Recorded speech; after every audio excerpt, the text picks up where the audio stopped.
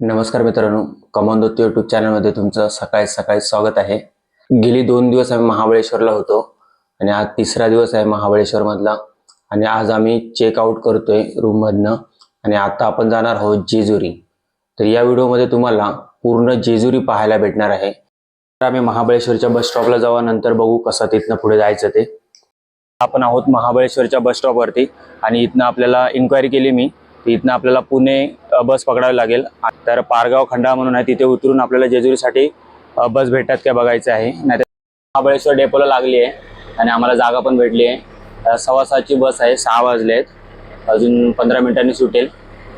जेजुरीमधला हा आजचा दिवस आमच्यासाठी विशेष असणार आहे, कारण आज आहे महाशिवरात्र आणि महाशिवरात्रीचं औचित्य साधून आम्ही ते चाललोय जेजुरीच्या खंडोबाला.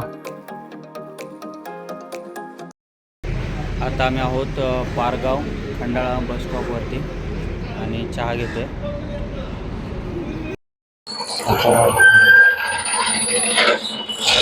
लोणंदवरनं आपल्याला आता पुणे बस पकडावं लागेल. पुन्हा एकदा पुणेच बस पकडावी लागणार आहे आणि ती जाणार आहे जेजुरी मार्ग. महाबळेश्वर टू पारगाव खंडाळा, पारगाव खंडाळा टू लोणंद आणि लोणंद टू जेजुरी असा आम्ही प्रवास करत आलो. 12 वाजलेत आणि आम्ही निघालोय. समोर बघू शकता तुम्ही, दिसतंय मंदिर. अगदी 5 मिनिटात आम्ही मंदिरात पोहोचू.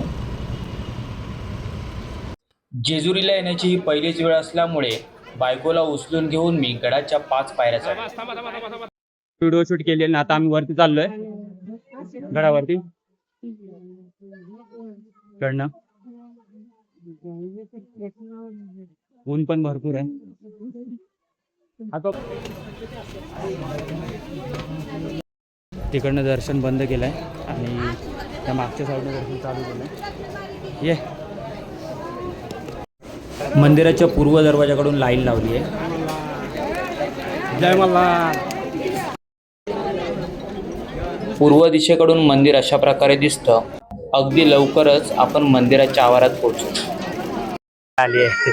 जवळजवळ 3 तास झालेत आणि अजूनही आम्ही रांगेत आहोत. दर्शनाची रांग खूप मोठी आहे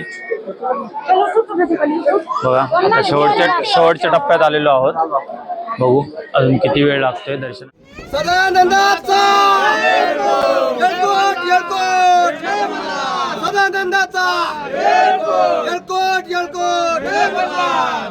अखेर 5 तासाची रांग लावल्यानंतर आम्ही मंदिराच्या गाभाऱ्यात पोहोचलो. तर श्री खंडेरायांना त्रिलोकाधिपती का म्हटले जाते हे पहिलं जाणून घेऊया. तर स्वर्ग, मृत्यू आणि पाताळ अशा तिन्ही लोकांमध्ये ज्यांचं राज्य चालते असे त्रिलोकाधिपती. समोर दिसतंय ते आहे स्वर्गलोकी शिवलिंग. हे शिवलिंग मंदिराच्या शिखरावरती गाभाऱ्यात आहे. जेजुरीवासियांचे श्री खंडोबा हे कुलदैवत असून त्यांना मल्हारी मार्तंड किंवा खंडेराय या नावानेही ओळखले जाते. येथील भंडार उत्सव पिवळ्या हळदीमध्ये उधळण्याची अगदी जुनी पद्धत आहे. तुम्हाला स्वर्गलोकी शिवलिंगाचे आणि पाताळलोकी शिवलिंगाचे जर दर्शन घ्यायचे असेल तर महाशिवरात्रीच्या दिवशी या मंदिराला भेट द्यावी लागेल, कारण वर्षातून या एकाच दिवशी सर्व भाविकांना या दोन्ही शिवलिंगांचं दर्शन घडवलं जातं. 5 तासानंतर आम्हाला दर्शन झालेलं आहे.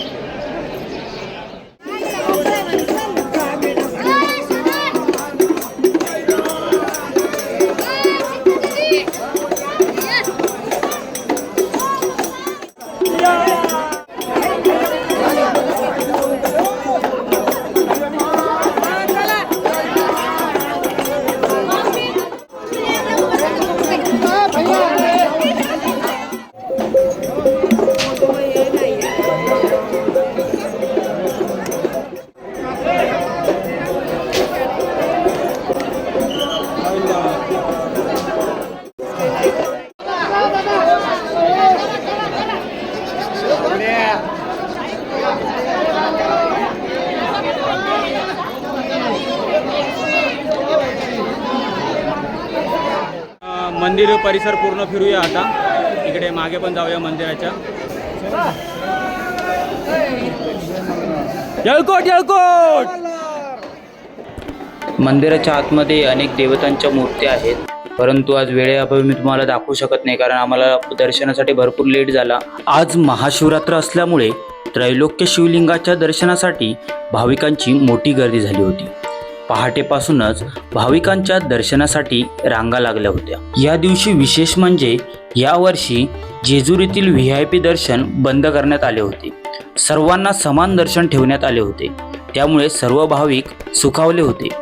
गावातल्या लोकांसाठी सोमवती अमावस्येच्या दिवशी दर्शन घ्यायची संधी ठेवली होती. गावातील लोक आजच्या दिवशी फक्त बाहेरून येणाऱ्या भाविकांच्या सेवेत व्यस्त होते. जेजुरीच्या या मंदिराला भेट देण्यासाठी सर्वात चांगला काळ म्हणजे सोमवती अमावस्या, दसरा आणि महाशिवरात्र. गुड मॉर्निंग मित्रांनो, आता पण मी जेजुरीमध्ये आहे आणि काल आम्हाला जेजुरीच्या दर्शनाला म्हणजे जे श्रीदेव खंडोबाच्या दर्शनाला भरपूर लेट झाला.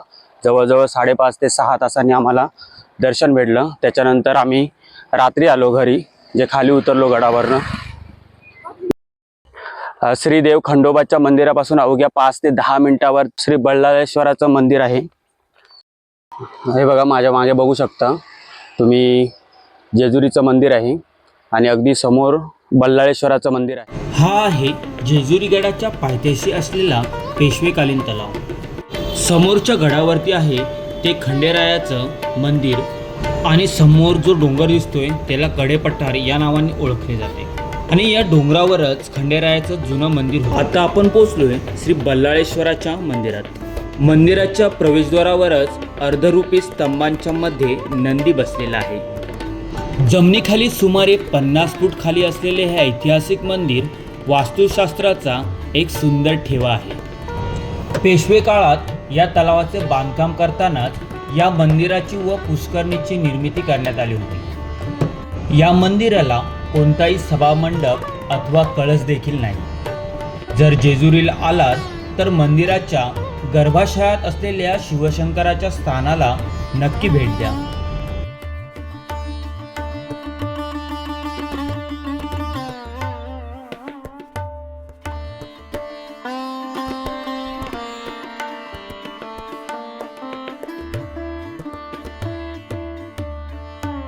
रस्ता आहे जो तलावाच्या इथे जाईल. बघूया आपण तिकडे जाऊन आधी.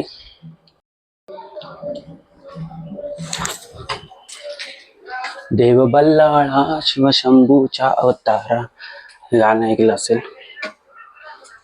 वरती आलोय, हे बघा सगळीकडनं पायऱ्या आहेत. हे तलावाच्या इथे जाणाऱ्या पायऱ्या आणि तोच तलाव. आणि पुन्हा आपल्याला खाली जायचं आहे आतमध्ये. ह्या वाटेने वरती आलेलो, आपल्याला ह्या दुसऱ्या वाटेने खाली जायचं आहे पुन्हा.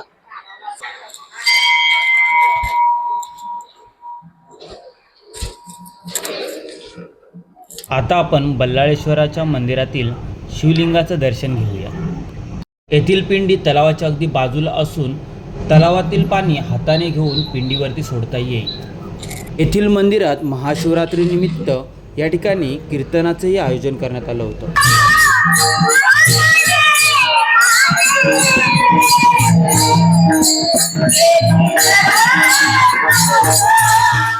व्हिडिओ शेवटपर्यंत बघितल्याबद्दल धन्यवाद. अशाच नवीन व्हिडिओसाठी चॅनलला आजच सबस्क्राईब करा.